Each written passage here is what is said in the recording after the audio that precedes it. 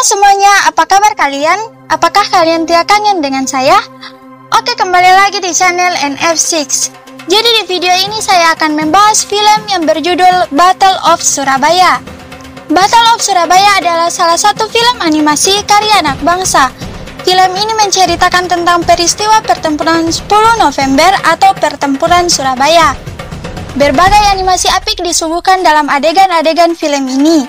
Disutradarai oleh Arianto Yunian dengan menggandeng Heri Soelesti dan Adi J. Yusman sebagai produser.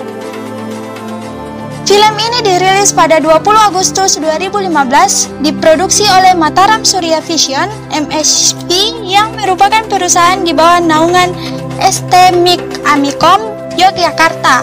Tanpa berlama-lama, mari kita mulai videonya. Film dibuka dengan pengiboman atom Hiroshima dan Nagasaki oleh sekutu. Di sisi lain terlihat kapal USS Missouri yang sedang melakukan penyerahan Jepang kepada kekuatan sekutu yang menandakan menyerahnya Jepang. Sedangkan di Indonesia pada tanggal 17 Agustus 1945, Presiden Soekarno telah memproklamasikan kemerdekaan Indonesia. Tentunya semua rakyat sangat bergembira dan damai atas kemerdekaan tersebut. Namun kedatangan Belanda dari Afney dan Nika ke Surabaya, kedatangan Belanda menimbulkan sebuah konflik perdamaian. Puluhan ribu milisi republik dan tentara menghadapi ribuan pasukan bersekutu penuh bersenjata. Dan peristiwa ini dikenal sebagai peristiwa 10 November atau lebih dikenal pertempuran Surabaya. Dan film pun baru saja dimulai. Pada pagi hari di stasiun kota Surabaya, kita akan diperkenalkan pada seorang anak kecil yang bernama Musa. Dia adalah MC dari anime ini. Dia bekerja sebagai penyemir sepatu dan tukang antar pos. Dan tanpa sengaja ia bertemu dengan Kapten Yoshimura yang baru sampai di sana. Beliau adalah seorang perwira militer Jepang yang Musa anggap seperti ayahnya. Ayah Musa sudah lama meninggal pada saat pertempuran melawan Belanda dan ibunya adalah seorang pujinkai organisasi perempuan pada zaman Jepang. Saat hendak pulang, Pak Yoshimura tak sengaja bertemu lagi dengan Musa di sebuah gang kecil.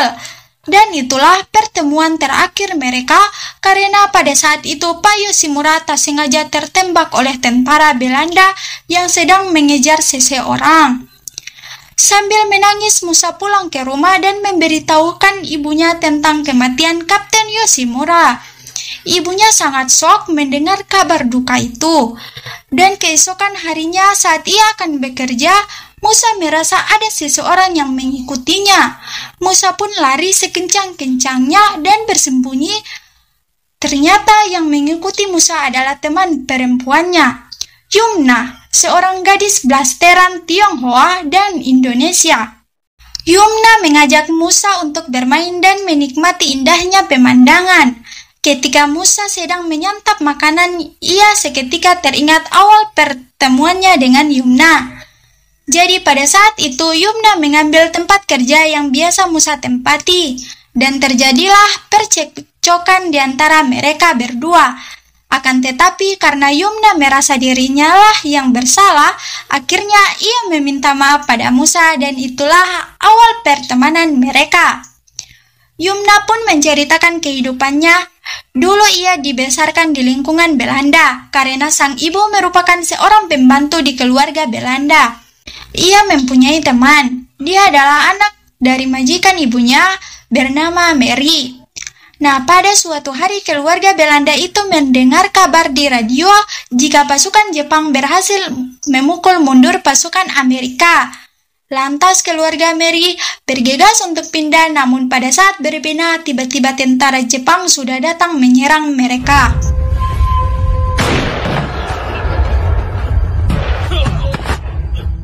Yumna dan ibunya mencoba bersembunyi, namun sayang ibunya tertangkap. Yumna sekarang tinggal bersama seorang nenek, tapi nenek itu bukan nenek kandungnya. Dan di sisi lain, Pak Sudirman berencana ingin mengirim surat kepada Pak Mustopo, akan tetapi karena jalan menuju Kali Asin dan beberapa tempat dijaga ketat, Pak Sudirman pun memiliki ide untuk menggunakan Musa yang masih kecil sebagai kurir agar terhindar dari razia. Pekerjaan yang biasa Danu lakukan, ia mengajukan dirinya untuk menjaga Musa. Singkat cerita, Musa pun sampai di tempat tujuan dan hampir ketahuan. Namun beruntung Yumna datang untuk membantunya. Saat beberapa menit kemudian Musa sadar bahwa surat titipan dari Pak Sudirman telah hilang. Dan ternyata surat itu disembunyikan Yumna. Mereka berdua sempat curhat-curhat bareng dan bermain-main bareng hingga tak sengaja Yumna terjatuh ke lumpur. Ternyata yang menyuruh Yumna untuk datang menemui Musa adalah Danu. Mereka berdua udah saling kenal saat Danu menyelamatkan Yumna dari serangan tentara Jepang. Kemudian Danu menitipkannya kepada seorang nenek yang bernama Nenek Tira. Yumna pun memutuskan untuk mandi di sungai karena kotor. Saat Yumna mandi, Musa tak sengaja mengintip dan melihat tato yang berada di leher Yumna. Tapi karena Musa tak tahu apa-apa tentang makna tato itu, lantas ia memilih melanjutkan misinya untuk mengantarkan pesan itu. Singkat cerita, ia telah memberikan surat itu kepada Pak Mustopo. Kemudian Pak Mustopo pun menandatangani surat untuk serah terima senjata dari Jenderal Shigeyo Hawabi. Kemudian ia meminta petugas komisaris polisi Muhammad Qasim untuk berjaga-jaga di tempat-tempat penting yang sudah dikuasai oleh pemuda dan rakyat, termasuk juga Hotel Yamato. Pergerakan pemuda-pemuda Surabaya sudah diwadahi dalam organisasi. Sumarno yang bertanggung jawab memimpin organisasi perjuangan perempuan RI serta Persatuan Buruh ikut membela. Sedangkan Bung Tomo sendiri telah membentuk organisasi pemuda lain yaitu BPRI. Mereka sudah mendirikan stasiun radio dan menamai stasiun itu Radio Pemberontakan. Keesokan harinya Musa mendapatkan tugas lagi untuk memberikan surat ke posko BKR dan markas milisi. Mereka nanti akan mendapatkan tugas masing-masing. Saat hendak berangkat, Musa menanyakan sebuah tanda yang sebelumnya ia lihat di leher Yunma. Pak Sutomo pun memberitahu bahwa itu lambang dari kipas hitam yang didirikan oleh Hitoshi Shinju. Tapi sejak Shinju tertangkap, kipas hitam berjalan seperti tanpa arah. Pak Sutomo menyuruh Musa untuk berhati-hati. Oke, Tuan. Di tengah perjalanan, Musa tak sengaja bertemu dengan Yunma. Karena takut Yunma adalah seorang pengkhianat, Musa memutuskan untuk tak memperdulikannya. Sore hari pun tiba. Saat hendak pulang, Musa mendengar suara keributan dari desa. Ia lari menuju rumahnya yang ternyata rumahnya telah terbakar. Ia sangat panik karena ibunya masih berada di dalam. Ia terkejut karena ibunya tertimpa puing-puing rumah. Musa berusaha menolong ibunya, tapi karena sang ibu sudah tidak kuat lagi untuk bertahan, sang ibu menyuruh Musa untuk mendengarkan ucapan terakhir kali. Dia meminta Musa untuk terus menjadi anak baik dan kuat.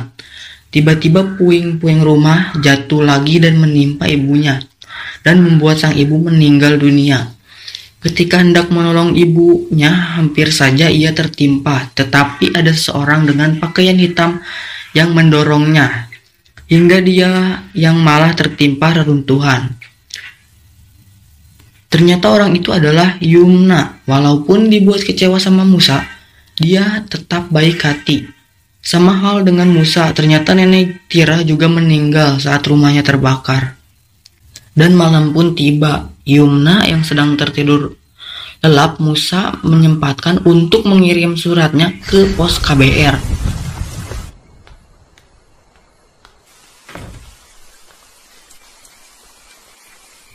Kemudian ia juga ikut beristirahat di saung Mang Dodol.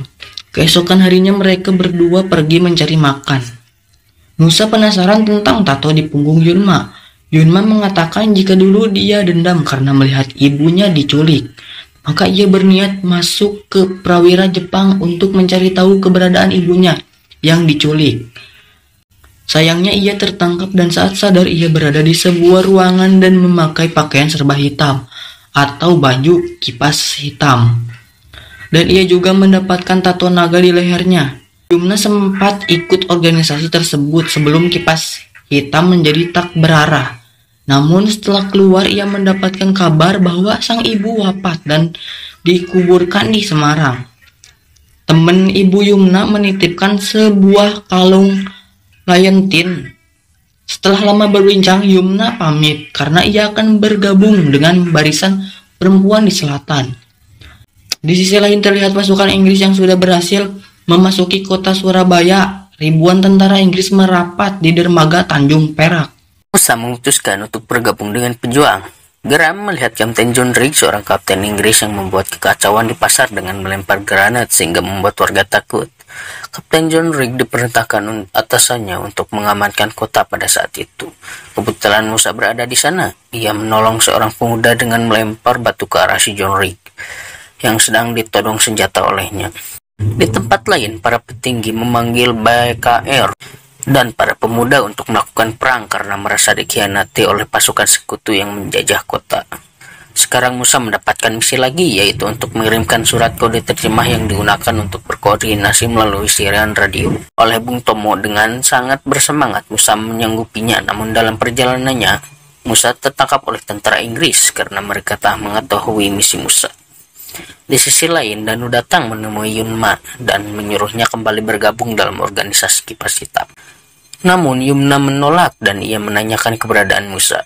Awalnya Danu merahasiakannya bahwa Musa telah ditangkap, namun Yumna mendesaknya dan ia jadi tahu rahasia itu. Pada malam harinya, Yumna dan para pasukan hebat Cak Soleh pergi ke markas Kipas Hitam. Di sisi lain, Musa sangat terkejut saat mengetahui Danu juga ditangkap dan dimasukkan ke dalam sel yang sama. Danu meminta Musa untuk membuka ikatannya. Saat itu Musa tak sengaja melihat tato kipas naga di leher Danu. Seketika Musa ingat perkataan Pak Sudirman. Ia langsung berhati-hati dengan Danu. Lalu Kapten John Rigg datang dan menginterogasi Musa tentang surat yang ia bawa. Namun tiba-tiba terdengar suara ledakan di luar. Ternyata Cak Soleh bersama Yumna berhasil menyelamatkan Musa. Saat itu Musa terbawa emosi. Tanpa berpikir panjang ia memutuskan untuk menembak John Rigg. Yumna yang ingat menyelamatkan Musa sengaja tertembak bersama Cak Soleh dan mereka berdua pun gugur. Musa dibawa pergi oleh Danu dan keesokan harinya Musa yang masih terbawa emosi menodongkan pistolnya ke arah Danu. Danu pun meminta maaf atas segala kesalahan yang ia perbuat. Jadi dalang yang membuat Musa tertangkap adalah Danu, tapi dia kini telah menyesali perbuatannya dan Musa pun memahami hal ini.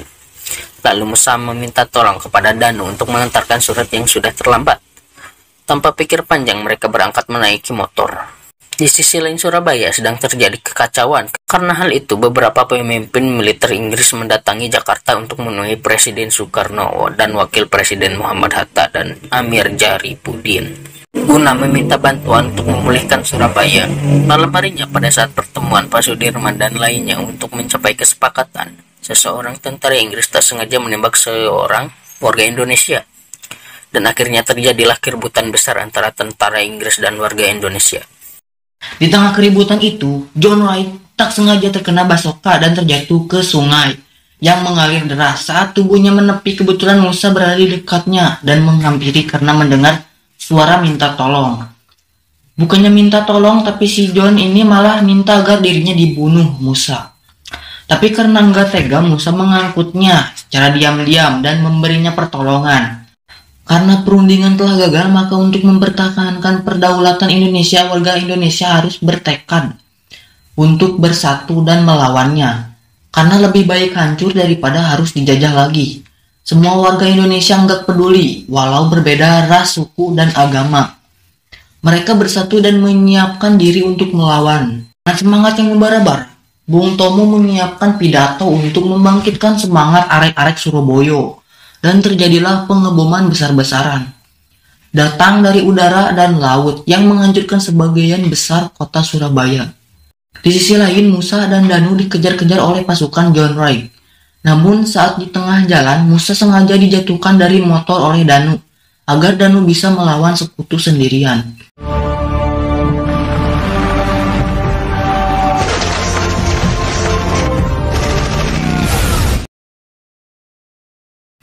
Dan pada akhirnya Danu pun tewas. Musa melarikan diri dari sana, sedangkan sekutu masih mengejarnya menggunakan kuda. Singkat cerita, tak terasa Musa udah berada di ujung sungai. Namun dengan keberaniannya dia mampu menyeberangi sungai walaupun pada akhirnya jatuh.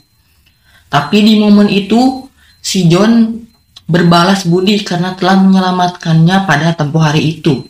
Dan Musa pun tak jadi dibunuh. Pas balik ke kota, Musa sangat kaget karena ia melihat kota Surabaya yang hancur dan enggak sengaja menemukan tumpukan surat milik para pejuang untuk orang-orang yang tersayangnya. Musa yang membacanya sangat sedih dan menangis sejadi-jadinya. Dan beberapa tahun kemudian kita diperlihatkan dengan Musa yang sudah dewasa. Terlihat dia sedang jarak ke makam Pak Yoshimura. Dan tak lama kemudian datanglah Kyoko. Dia adalah anak dari Pak Yoshimura. Kemudian saat mereka jalan-jalan, Musa ingin mampir ke toko topi dulu. Dan memutuskan untuk membeli topi yang mirip seperti yang dia pakai dulu. Dan fakta yang mengejutkan ialah semua itu hanyalah flashback Musa pada zaman dulu. Dan film pun tamat. Jadi siapa sebenarnya yang menang? Jelas Indonesia lah yang menang dalam pertempuran ini. Jadi pesan yang dapat kita ambil dari film ini, berjuanglah walaupun lagi banyak masalah.